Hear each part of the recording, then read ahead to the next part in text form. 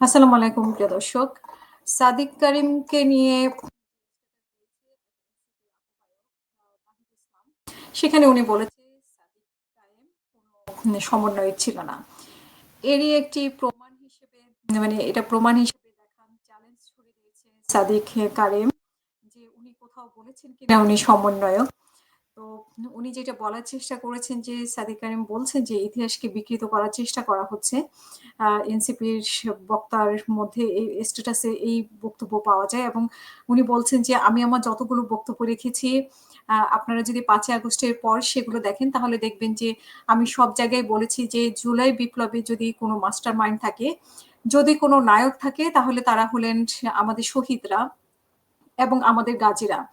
তাদের আত্মত্যাগের মাধ্যমে আমরা একটি ফেসিবাদী বাংলাদেশ পেয়েছি, ফেসিবাদ মুক্ত বাংলাদেশ পেয়েছি। তিনি বলেন যে এই জুলাই বিপ্লব ছিল আপামর জনতার স্বতঃস্ফূর্ত বিস্ফোরণ।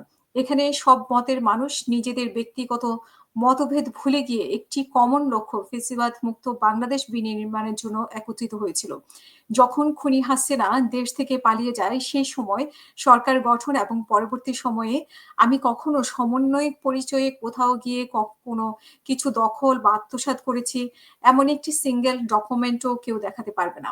শিবির নেতা বলেন যে জুলাই বিপ্লবে আমাদের মূল সারিতে যারা আমরা সমন্বয়ক ছিলেন, মূল সারির সমন্বয়ক যারা ছিলেন তারা তখন ১৯শে জুলাই থেকে ২রা আগস্ট পর্যন্ত অনুপস্থিত ছিলেন। তখন আমি কিছু কাজ করার সুযোগ পেয়েছিলাম। সেই সত্য কিছু ঘটনা আমি মাঝে মধ্যে আমরা আলাপে এনেছি।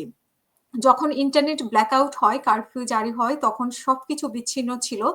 সেই সময় ৯ দফা ফরমেশন এবং আমাদের ২য় সারির সমন্বয়কদের সঙ্গে যোগাযোগ করা, তাদের সেফ হাউজে রাখার ব্যবস্থা, পাশাপাশি সব মিডিয়া হাউজে ৯ দফা পৌঁছে দেওয়া, ১৯শে জুলাই থেকে ১ আগস্ট পর্যন্ত প্রতিদিনের কর্মসূচি প্রণয়ন এবং দেশি-বিদেশি অসংখ্য অংশীজনের সঙ্গে আলোচনা এইসব করেছি আমরা।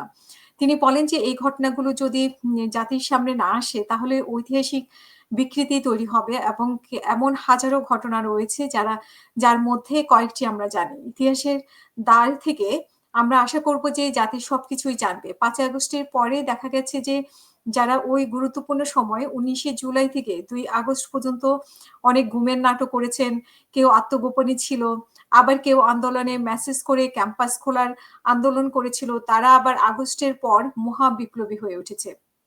তিনি আরো বলেন ৫ই আগস্টের পর থেকে সেপ্টেম্বর, অক্টোবর জুড়ে আমরা আমাদের আহত শহীদ পরিবারের সদস্যদের সঙ্গে দেখা করেছি, তাদের চিকিৎসার ব্যবস্থা করেছি। কিন্তু একই সময়ে যারা সমন্বয়ক পরিচয় ছিল তারা দেখেছি দখলদারিত্ব নিয়ে ব্যস্ত ছিল। ৫ই আগস্টে যেটা বলা হচ্ছে সেই সময় সকল অংশীজনের সঙ্গে আমরা আলোচনা করেছি।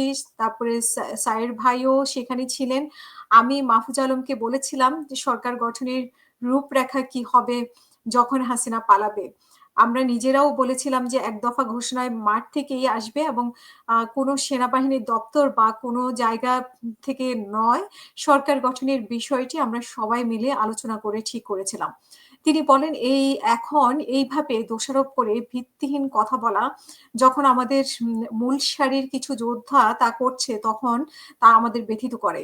আমরা আশা করব যে তারা যেহেতু এখন দায়িত্বশীল অবস্থানে আছেন, তারা দায়িত্বশীল আচরণ করবেন।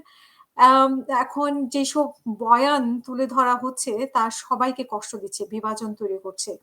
তবে কেউ যদি জুলাই নিয়ে ব্যবসা করতে চায়, চেতনার রাজনীতি করতে চায়, আমরা তাদের বিরুদ্ধেও আন্দোলন চালিয়ে যাব। সাদিক কারিম আরো বলেন যে, আমি বলতে চাই একটা প্রমাণ দেখাক সাদিক কারিম সমন্বয়ক পরিচয়ে ১ বছরে কারো কাছ থেকে একটা পয়সা নিয়েছে। আমি চ্যালেঞ্জ করছি যে সেটা কেউ বলতে পারবে না। কিন্তু জুলাইকে পকেটবন্দি করা, এটা নিয়ে রাজনীতি করা, নিজেকে আ গরমবাজি করা, এটা নিয়ে চাঁদাবাজি করা যারা করছে তারা খুব খারাপ কাজ করছে। কিন্তু আমরা এসব জায়গায় নাই এবং আমরা শহীদদের আকাঙ্ক্ষা, শহীদদের স্পিরিট সেই আলোকে নতুন বাংলাদেশ নির্মাণের আম কাজ করে যাচ্ছি।